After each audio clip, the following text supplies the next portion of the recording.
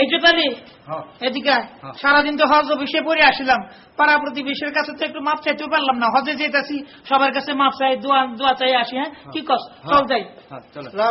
ওয়ালাইকুম আসসালাম। বাড়ির কাম তো অনেক আগেই শেষ হয়ে গেছে, কিন্তু লেবারের টাকাগুলি পাইলাম না। বাবা পাইবা কোনো অসুবিধা নেই, বুঝছো? আমি হজে যেতেছি, হজ থেকে ফিরে আসা আমি তোমার চেক দিব না, নগদ টাকা তোমার হাতে ধরাই দিব না। তুমি আমার জন্য দোয়া করি বাবা, আর আমার মাফ করে দিও। আরে বাবা তাড়াতাড়ি, আরে তাড়াতাড়ি। চাচা হজে যাইতেছে, লাইন ধরে সব পাওনাদাররা আইতাছে। কোনো কথা কইস না। আসসালামু আলাইকুম চাচা। ওয়ালাইকুম আসসালাম। চাচা ওই বাড়ি করার সময় তো রড সিমেন্ট আমাকে দোকান থেকে লয়েছে। আনিছি বাবা, সব তো বাকি তো লয়েছে, পরে টাকা দিয়ে দিবেন।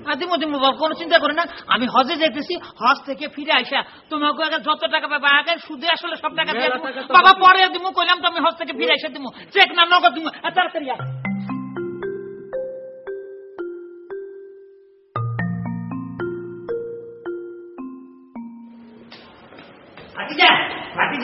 আমি তোমার কাছে যেতেছিলাম ভাতিজা, আমি হজে যেতেছি, বুঝছো? আমার জন্য দোয়া করে আমার মাফ করে দিও ভাতিজা।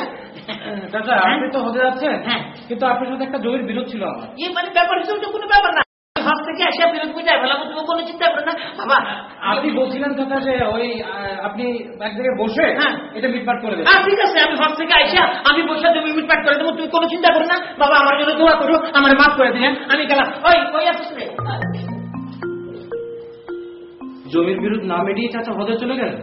প্রতিটি মানুষের কাছেই দুটো হক বিদ্যমান, একটি হচ্ছে আল্লাহর হক, আরেকটি হচ্ছে বান্দার হক। আল্লাহর হক আমরা আদায় করতে পারি নামাজ, রোজা, হজ এবং যাকাত দিয়ে।